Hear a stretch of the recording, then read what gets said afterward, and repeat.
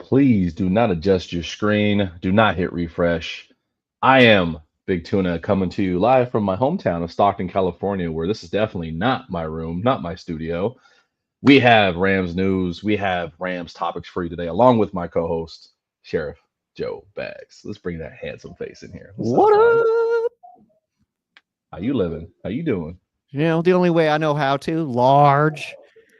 You know, Ooh, Big I don't know. Papa. What's up, I don't man? know where that's from, but I, I think it might be a How I Met Your Mother reference. But I really appreciate it. There was a little awkward pause there, as it sounded like it may have come from Barney Stinson himself. So Yeah, no, I think I'm remembering all of it now. Actually, it was one of Lily's friends. Fun stuff, man. I Yeah, haven't man. heard a How I Met Your Mother reference in a long time. Thank you for that. Starting my morning off with a little recap. Dude, that's Okay. my show, man. I feel like I've never done a trivia, but I will crush everybody at that because I've seen that thing all the way through probably 30 times. I love that show. It's been a long time, and then without going too far down the rabbit hole, my new fixation on love for a sitcom is New Girl. It's my guilty pleasure, man. New Girl is so been funny. I've been told a lot that I would really love that one, so I need to start it. So maybe that'll be It's my next adventure. highly recommend. It's hilarious. All right, we will do that, man. We got this is how you start a Rams podcast in May, I guess. But we're off We season. do it. I mean, whatever, man. So, yeah, we got like obviously we're mostly built as far as the roster goes. We do kind of anticipate change here and there, addition here and there. I'm one of those that totally believes Jalen Ramsey joins the roster within the next few weeks or so. I'm pretty locked in on that, but we already have a bunch of guys here right now, and a bunch of guys who have played well, played some good ball, but heading into maybe it's year two, maybe it's year three, maybe it's year 4 or 5.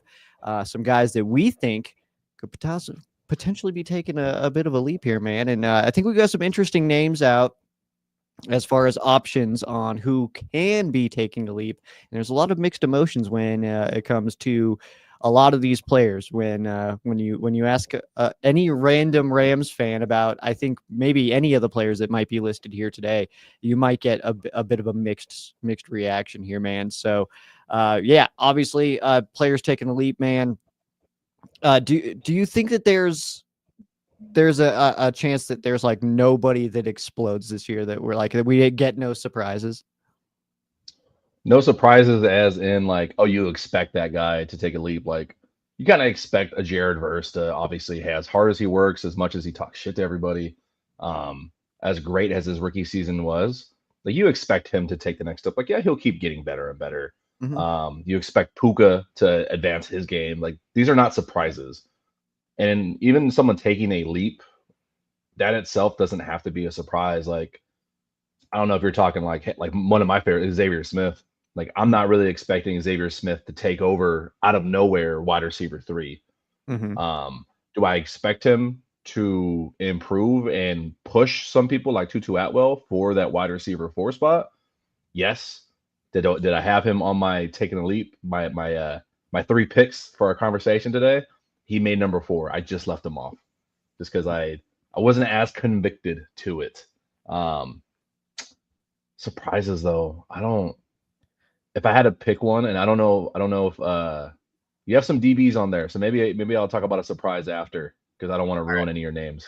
All Yeah, I right, don't want yeah, to ruin any of your names. we'll do that, man. So let's go ahead and begin with you, man. Give me your first. We've each got three names here of guys we think are in a spot to take a big leap this year and help out the 2025 Los Angeles Rams, man. So give me your first name. First name for me on the defensive side of the ball, he is Jared versus running mate at that edge spot, rushing the passer. Byron Young. I think as good as he has been, I love his story. One of my favorite players on the Rams. One of my very first articles I wrote last year was about his journey. Basically being like he wore his number zero because people looked at him like a zero. He's now performing great in this system under Shula, but he's still not polished. Like he has a lot of his game that he's growing up right in front of our eyes because of his lack of experience at the college level. Like he had thrusted really fast over at Tennessee.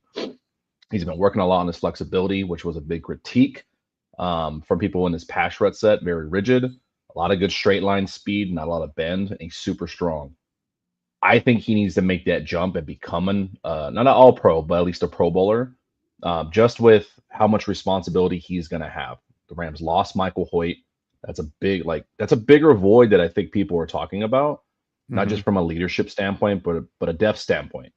Because now the rest of the depth is we got rookies coming in. We have unknowns like Brennan Jackson, like other guys that Nick we Hampton, as yeah, I fans don't know yet. got we as fans haven't seen really play on the field like outside of preseason. So we don't know how well their roles are solidified there. So really got Jared versus Byron Young. Byron, like he's got good sack numbers. Is that a product of just the turmoil that that defensive line creates for him? Or is that just really like, hey, there's so much potential here? Like he has so much athleticism. He can be a 16 sack guy, or he can be a 6 or 7 sack guy and just a role player. I think there's a fine line based on how much improvement he has to have. I think if the Rams make a deep run, man, Byron Young has to be like really a running mate with Jared Verse. Like there has to be zero question that he's going to earn a second contract with the Rams. So that's my first pick. It's a solid pick, man. Third in sacks on the team, had 3 more than Jared Verse, which I don't think a lot of people would guess if you were just to give him that. Led the team Mhm. in tackles for a loss last year. Rams House on my fan quesos this last week actually brought up a really interesting point that the bulk of Byron Young's production actually comes in the first half of the season, and then it kind of tails off.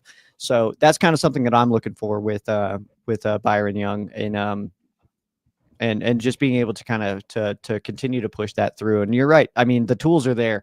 I don't think that there's any reason to think that he is an option that like is like, oh no, he's not going to take a leap. Like he's got all of that, like all the building blocks to do it. He's got to actually stack them up. So If you uh, so what got me bought in, last note, what's like got me bought in that I really think he is going to make that leap is if you follow him on his Instagram, at least 2 or 3 times a week, he's in like a yoga studio, like recording it and posting it. mm, Like that is the main thing he's doing is working on his flexibility. Like he's trying to get better and like openly showing, hey, I'm working on this one thing. mhm. So I'm bought in. I believe. Fair enough, man. Yeah, I think that's a really good pick, man. Byron Young. I also feel like Byron Young doesn't get the love that I think that he maybe deserves. Like I think that he's better than people already think he is, and I think that Jared Verse is kind of like shifting the perspective of Byron Young, because Byron Young came in and it was like year one, it was like, man, this guy's really good, and then Jared Verse came in and we are like, dear God, and then so it's like. I think that people kind of the opinion of Byron Young is a little skewed just because Jared Verse is kind of legitimately insane. So like I think it's a one of Yeah, those. Although it's like you can have like a really sick Corvette and you're like, damn, this car is awesome, and then a Ferrari pulls up and you're like, damn, like, and then like, you know what I mean? So that's kind of the situation I see with our pass rush. I really do. So I'm gonna that's stick a on good one. defense, man. I'm gonna go ahead. I'm gonna go with a corner, and this is a player that has been around for a little bit, but missed all of last year.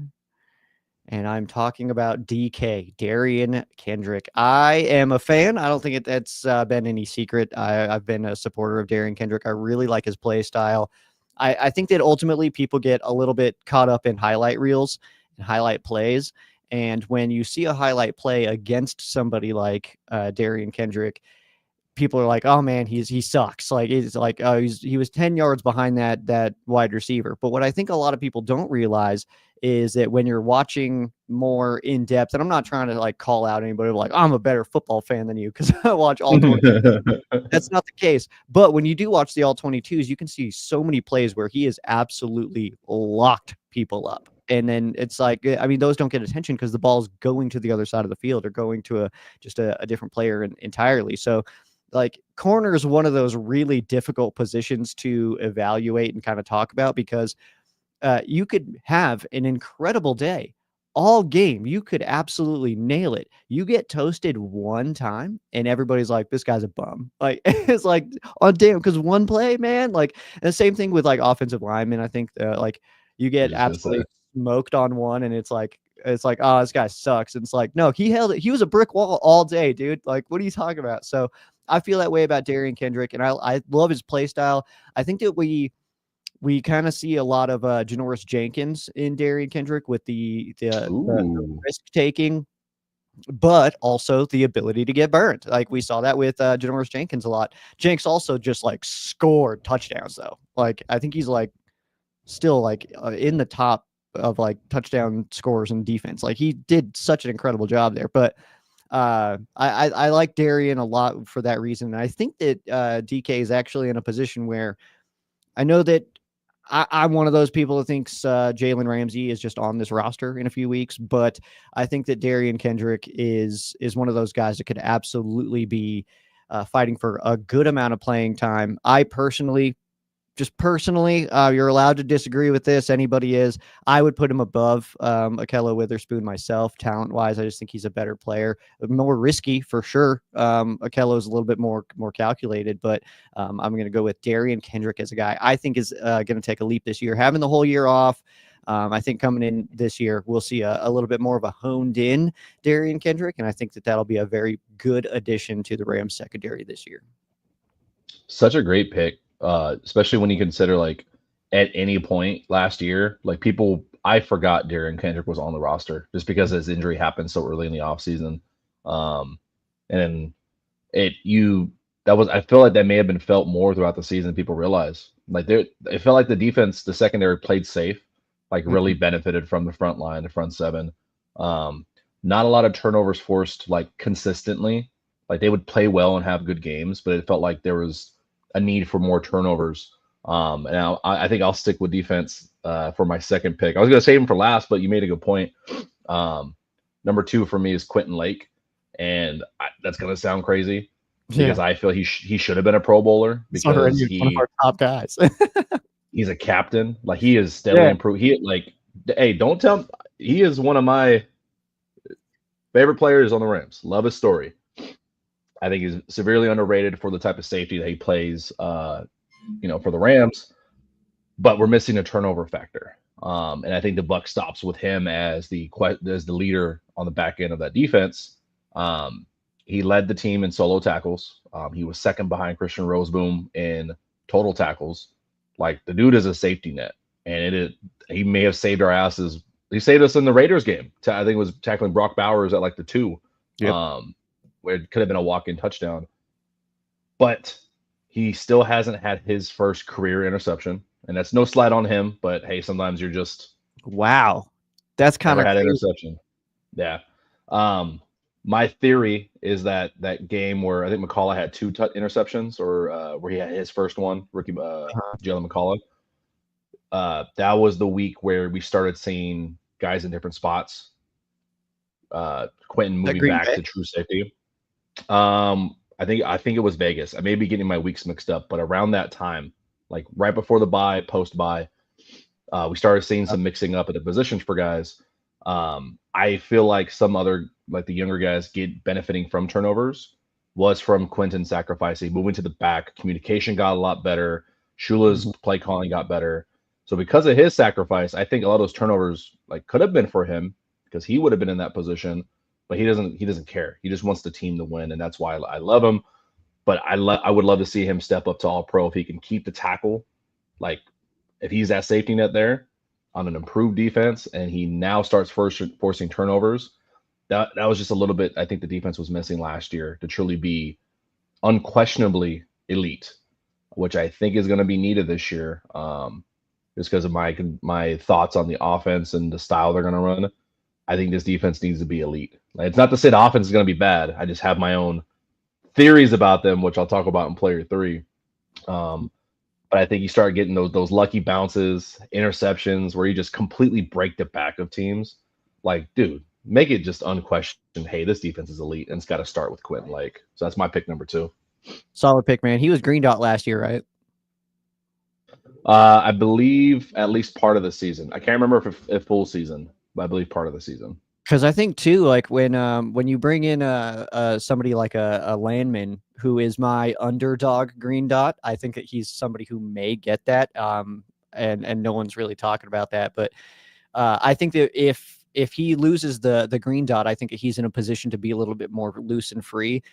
As you have that dot on the back of your helmet, and you're the one getting all the signals and stuff like that. Shula's in your ear, you know what I mean? That's a another aspect of just needing to make sure everybody else is in position, and he's gonna radio in and say, hey, like, hey, do this, and make this adjustment. And he's running up to the line, because we saw that a bunch of times of him kind of running up, pushing guys over a little bit like that, just to kind of get the alignments right. So when you are that person, I mean, obviously Quentin Lake is he's talented enough to be able to pull that kind of stuff off and still be able to produce. But I think that when he seems like the kind of guy that maybe when you get him a little bit more loose and a little bit more free and just like, hey, just worry about you, man. Like, as long as you're doing your thing, you're going to be fine. Then maybe this is the year we kind of see that kind of break off. I absolutely agree, man. I think that Quentin Lake is in a spot to not only because I think that he's gotten the respect from the Rams fans and from the Rams locker room. Obviously, being voted captain, that's no, that's no little layup here. Going on. I think it might be landscaping outside of my apartment here. But so totally lost my train of thought there too. That's awesome. Locker room respect. Oh yeah, that's as what a I'm saying. captain. He's the mayor. I call him mayor of LA, baby. He's through LA. Yeah, man. But and then I think that the next step is just getting that recognition from outside of the building and outside of the fan base, because I think that he's absolutely up there. So I think that from here on, man, I think we're going to flip over to the other side here. Let me go offense here. I'm going to go ahead and open my offense pick here with wide receiver Tutu Atwell, the Tutu train, man. I think that Chitarius is in a good spot to have a pretty awesome season. Obviously, on the 1-year deal, fully guaranteed $10 million in his pocket, no matter what happens or what he does, how many games he plays, anything like that, he's good to go. But I think that getting that deal, a lot of people see that contract come in and they're like, what, how? Like, how are we giving this to this guy, kind of thing? And it's like, no, I think that's the point. It's he's not getting paid off what he's done. He's getting paid off what they want him to do this year. So I know that that there's obviously, like you had kind of tossed in there, the mention of X, but I don't see that. I don't see a fight for that role. I don't see that somebody comes in and pushes Tutu for that spot. I think that is Tutu's spot, and I would actually say that Tutu being a 3 is extremely reasonable. What is happening in my? I thought you were on a speedway. Legitimately have no idea what's going on in here. It's Tutu Atwell. He's coming for you. That apartment's about to explode, I think, dude. I legitimately have no idea. Hold on. Hold on. Tutu Atwell. I'll be right back. But I'll carry on what a little bit of what Sheriff Joe Maggs was talking about. I would argue you have to look at Tutu as a free agent for a team, just because he has not been used outside of spurts when guys have been injured. 2 seasons ago, when you've got Tutu stepping in with rookie Puka Nacua, and they both had 8 and 10 catches week 1 against Seattle. I picked the wrong guy in fantasy. I was like, oh, for sure, Tutu is going to be the guy. I should have picked Puka that year. Completely messed it up.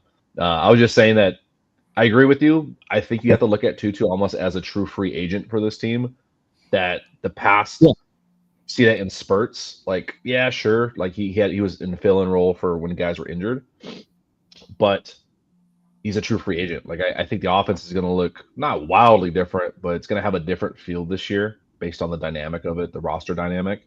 And with him, I think he's a shorter Dante Moncrief. His job. What's your job? Score deep touchdowns. That's your job. I mean, yeah, honestly, but I also kind of just I do feel a little bit like his role is going to be shifted quite a bit. It's not going to be that just those deep balls and those deep outs that he seems to nail. By the way, Tutu on a deep out, dude, give me that all day. That feels like a straight money, man. But I would say that I think that we see him more on some jet sweeps and stuff like that. Wouldn't be surprised to see him in the backfield a little bit. I think we see a lot more wide receiver screens with Tutu this year. I feel like he's a lot more involved this year. And it's one of those things where it's I feel like after this year, everybody's going to be like, first of all, 1 year, 10 mil was a deal. And now we can't afford him because he played himself out of us. You kind of think, like, I kind of feel like that's what Tutu's in a position to do.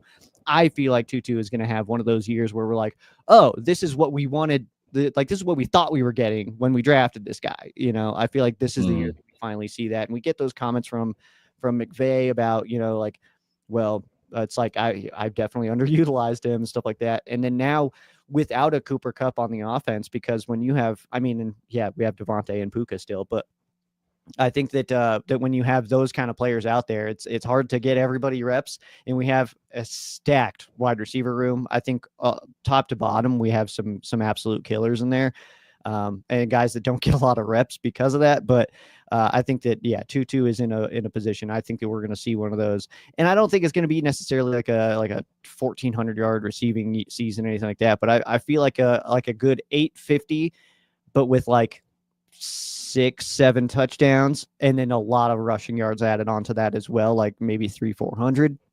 I don't want to get too Oh crazy wow, here, but that's a I lot. do. I do think that he's going to get heavily used in this offense this year, and we'll see what happens. GP Shadow says he gets his first passing touchdown this year, which sounds awesome, dude. That sounds so cool. Who's the go-to? GP Shadow, man. It was, I'd say probably a Puka, right? Or you know what? Let me mix it up. Ferguson, man. Tutu to Ferguson. That's I gonna was happen. just gonna say that sounds like trying to creep a tight end out into like a corner Yeah. route or a post. That sounds like the perfect. I like that pick though, man. And for his sake, I say this in the most positive way possible. I hope to see him on a new team next season because he's too expensive. Like I want to see him make a lot of money. I think he has so much talent, and unfortunately, McVay has underutilized him. That when I look at Tutu, I always end up going down a rabbit hole of looking at like Tavon Austin highlights of like what could Yeah. have been. Like It's one of those man. things, yeah, man. Because like, I don't know where I talked about this. I talked about the Rams in a lot of locations, but it's ask my coworkers. But yeah, I would say that like Tavon gave us those glimpses. Tavon gave us like that Colts game was like, oh, this is what he can be, kind of thing, you know. Mm, Tutu hasn't necessarily given us one of those games. He's given us those plays where he'll catch a ball, do something where you're like, holy crap, like this guy can play. But then it's like the rest of the game, he doesn't get any targets or anything. So like that's kind of what I'm looking for this year is just the skill. I think is there, like it was with Tavon. The yeah. usage is where I think the disconnect is coming right now, and I think that that's what we see a big jump on. I hope so, man. I hope you're right. You need him. You need this one to be right. I know you're a huge Tutu advocate. Yeah, ever since I felt terrible. Have I told that story here? Do you know that story? uh, Oh, that I made a video that was titled "Rams wide receiver Tutu Atwell is a bust," and I put that out on YouTube. And then he did some kind of interview stuff like that, and it was because of drop passes. That was why I put that video out. But then he posted something and he was like, yeah, I screenshot a lot of things of like our own fans calling me a bust and stuff like that. And I was like, no, I was like, he's probably got me in his phone right now, man. It's like, that sucks. What a crappy way to feel, man. Of like my own fans don't even like me, man. So like, yeah, man, I've changed my tune. I've got a Tutu jersey in my closet here. This right here is a signed Tutu Atwell headshot. you On know the how side of bad how much all 22 I watched when I was able I look back there as you're talking, I'm like, I think the- that's a Tutu photo back there. Yeah, it sure is, dude. Sure is, man. So yeah, that's my guy now, man. And yeah, I'm definitely a supporter. Said the T Don't get me started going on back. that one. Bengals a couple years ago would have remembered it as the 2-2 game. You're probably right. Um, That was but a again, like very the important Tavon game. game, you take away any one of those plays, and it's still the Tavon game. You know what I mean? Like you take away the 98-yard punt return for a touchdown, still the Tavon game. One of his 3 receiving touchdowns, still the Tavon game. So Unfortunately, the only like real 2-2 game we got was week 1, 2023, when he yeah, had I think he had 9 or 10 catches, but it was just overshadowed by Puka having like 12 yeah, catches. So it was exactly. like a shared. It was like a like for a lot of casual fans, like who the fuck are either one of these guys, and why are Yeah, they so amazing? yeah. So that was cool. Let me see. Pick three. So pick three. stay on offense, different position group. No, I'm talking about the big nasties. Originally, I wanted to pick Coleman Shelton just since he's back, but he's been here before. And because of the center situation last year, I shared a text with you when we were picking our players that like this has to be like Coleman Shelton has to come in and immediately day one be nails. Like Yeah, has I to. Stafford's life depends on it because of what we saw last year. I love Bo Limmer. Yep. I'm still in the camp that Bo is going to push the fuck out of Coleman Shelton for that starting spot. That's a different conversation. But we can't say make a leap when it's your first year back. So you made a good point on that. I looked at the rest of the offensive line, and my theory about this offense is we're going to see a lot more 12 personnel. I think for the health of Matthew Stafford, keeping him non-cracked ribs, non-minor injury deep into the postseason, and with just a deep tight end room, the big nasties have to stay healthy. And this one guy in particular, because everyone else has performed well, Steve Avila included, is my number 3 pick. He's played well. Like we love Steve. He is a fan favorite. He's part of that 2023 draft class. His best friends are Kobe Turner and Puka Nakua. They've all ascended to like captainhood, stardom. Steve is next on that list. Mm-hmm. And when I say he's played well, like that's it. He's played well. He's a young guy getting the grit, like a lot of shuffling going on there. So yeah, I cut him some slack. But in 10 games last year, he missed those 7 because he sprained his MCL. So he was out for a while. That was a big detriment to us. It shows how important his health is for this offense to move forward. In the 10 games that he did play last year, he allowed 3 sacks.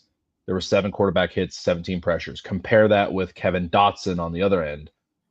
He only gave up similarly 3 sacks, 6 hits, 23 pressures. So in close to half of the games that Kevin Dotson played, gave up similar numbers.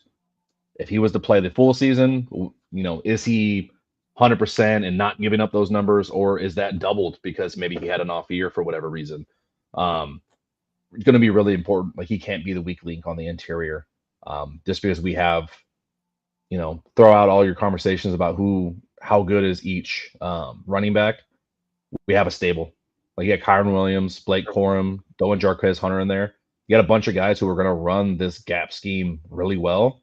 We can't have a weak link on the interior. Mm-hmm. I feel really confident everybody else on that offensive line is going to be geared and ready to go. There's going to be no question. Steve is going to be the key piece for I don't know why. I feel he has to be at a Pro Bowl level, like nothing less. Complete Pro Bowler, no question. Hey, you are the future star of this offensive line. Like you are a big nasty forever in the Rams locker room. I feel very strongly about that. That's a great pick. I mean, Avila is one of those guys that just he's like a Byron Young. I think that they're like them two being packaged together is like almost perfect because it's yeah, they're not bad players at all. They're great, but we're waiting to see that next oh man, this guy's unstoppable. And for Steve, it's one of those oh, this guy's just a brick wall. Like that's just him at left guard is just you don't line somebody up there if you want to try to get a sack against us kind of thing. Like that's what we're waiting on, and he's got the build for it. Obviously he's got the skill set for it as well. We saw, a little bit of a mix up with, center and stuff like that, which I hated. I was not a fan of any of that. So I was like, whoa, what are we doing over here? But it worked out, and slipping back in at left guard, I think that's a really solid pick. And you're right, that zone scheme, especially with our running backs, which are going to be important this year, I think that's a solid pick. And for anybody jumping in late, what do you mean? Like we've listed good starters for our team for who needs to make a leap.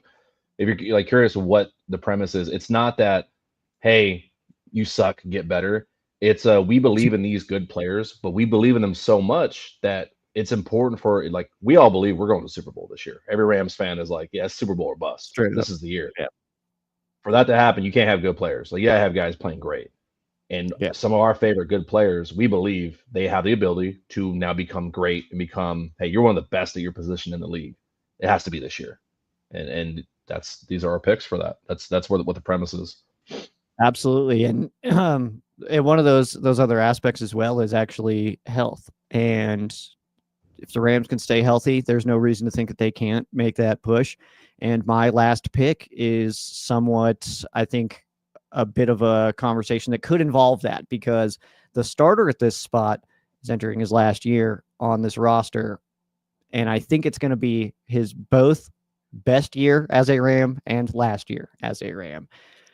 And obviously, if health stays up, then I think that will stand true. But my pick, my final pick, which I feel less good about since the most recent episode of Behind the Grind, is running back Blake Corum. I think Blake is kind of the ideal running back for this offense.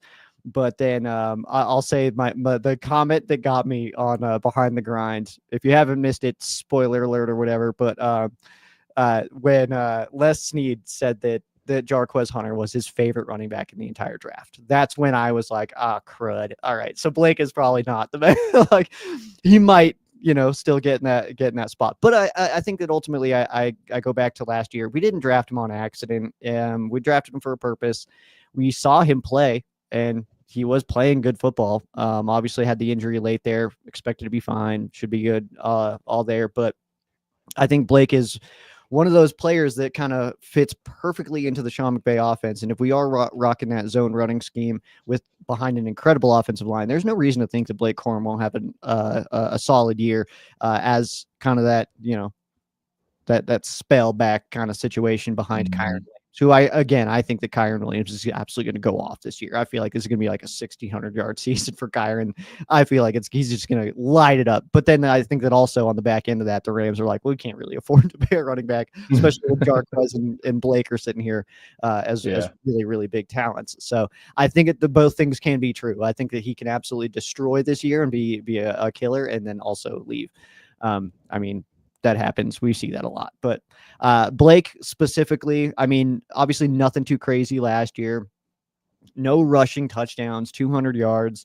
So nothing, actually no touchdowns. But also being in a role where he was able to get some returns as well. There's something about his play style that I just think fits too well into this offense. And going back to one of your comments about that this does seemingly seem like a season that the Rams are going to try to run the football a little bit more, then I think a little bit more rotation could be seen there. We could see a lot more Blake. But again, Jarquez coming in, I think that is nothing to sleep on when it comes to that running back room. But this is quite the good problem to have, that it seems like we have three really, really good running backs who can get it done at any given moment when we need them to. But we look at the offense in general, it seems like we've got that kind of situation at all spots. Quarterback, even, I mean, if worse comes to worse, I think that Jimmy would be fine.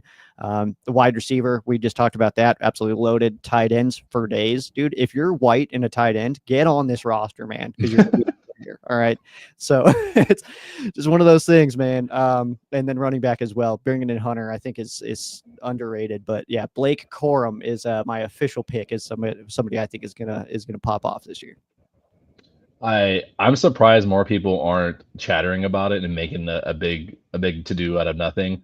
I love that episode, by the way, behind the draft. Like, that was a great one. Best series of all time. That's so good. That team is unbelievable. Who puts that together, man? Oh my god. Shout out to I think he's part of it. I follow him on Instagram. His name is Yusuf. He goes by like Real OG. Yeah, he's a part of that videography team, and he's constantly putting out bangers, man. But he made a comment, McVay did, that was thrown in there when they were picking Hunter. He said something along the lines of like, "Hey, we talked about explosiveness." And it's like, yeah, they know. Like, we have not been wrong. We've been talking about it, and a lot of Rams creators have been, that there needs to be more explosiveness, and Jarquez Hunter definitely brings it.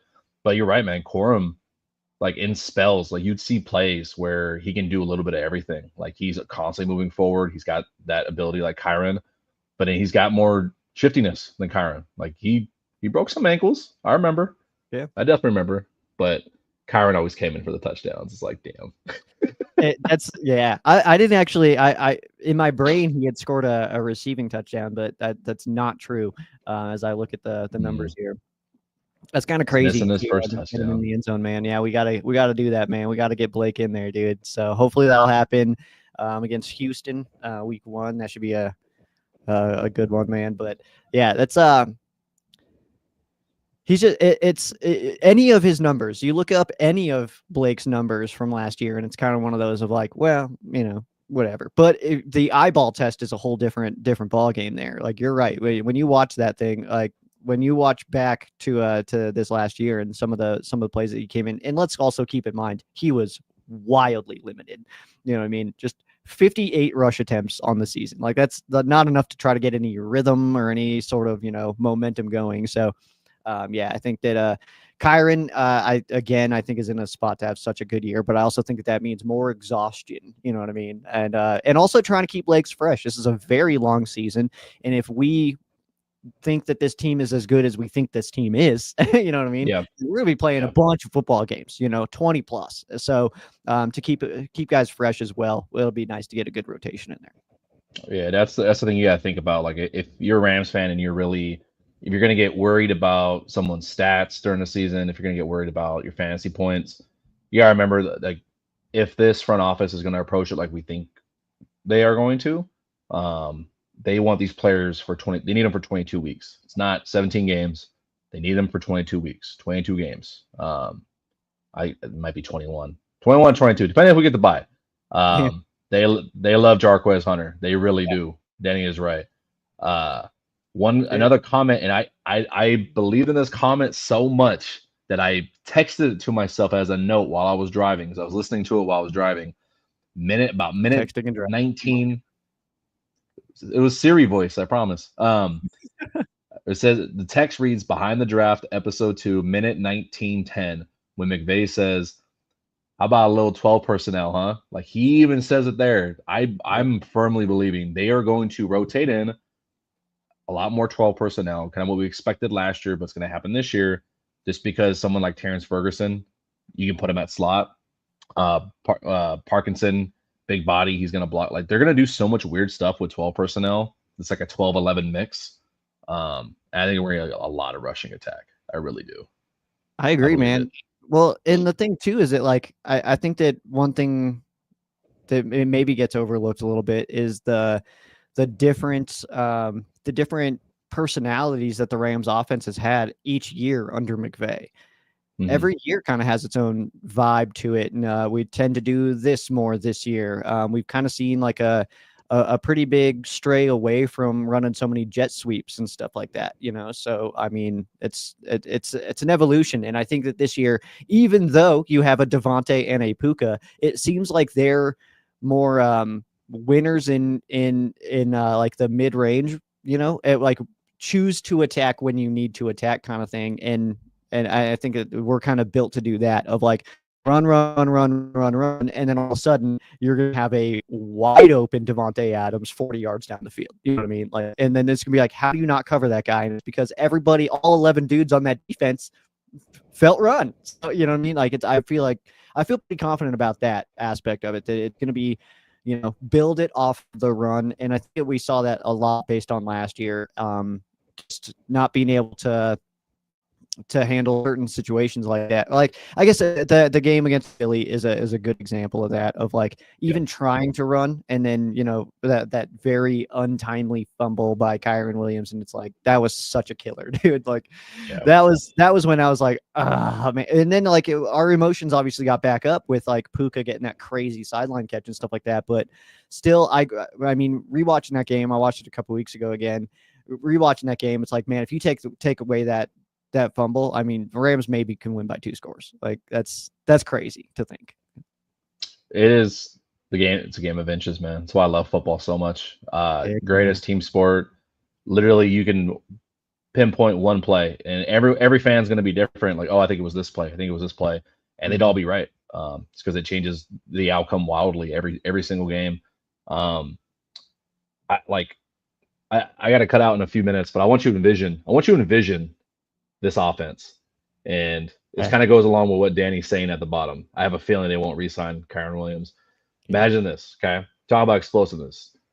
Been they're up 2 scores on like Seattle. It's like middle of the season. They line Mhm. up in an even person, like it's 12 personnel. You got Higby, you got Ferguson, You got Adams, you got Puka out wide on either side, and you got Jarquez Hunter in the backfield. So Danger. you got a lot of. So what do you do as a defense? Like, are you going to line up and are Cry. you going to stack the box? Are you going to stack the box? Are you going to really like leave 1-on-1 against Puka and Devontae Adams, or are you going to line up into a too high safety and hope your front seven in a light box can now stop 12 personnel with that explosive running back in the backfield? I'm sorry, but I am way more excited about the from a personnel standpoint than Hmm. anything about stats. Like it puts defenses in such a terrible bind for what McVay likes to say, the marriage of the run and the pass, like he Yeah. loves to say all the time. So That's super excited. well, and the thing too that is underrated about that aspect is that same exact lineup, that same exact all those players standing in the same exact positions in that same game, you may have already seen 5, 6, 7 different plays run out of that same Yeah. exact set. So you have no idea what's happening. You don't know, and the same motion too. Like the like, okay, well, now we bring Puka in a little tight, and it's like, yeah, but we did that on a run play, a pass play, and a play action play. So good luck. You know what I mean? So it's like you have to guess at that point and hope that hope that each of your individual one-on-ones can pull something off. So yeah, man, I don't hate it. And one of my last things I'll say, there's one I hope to see it more.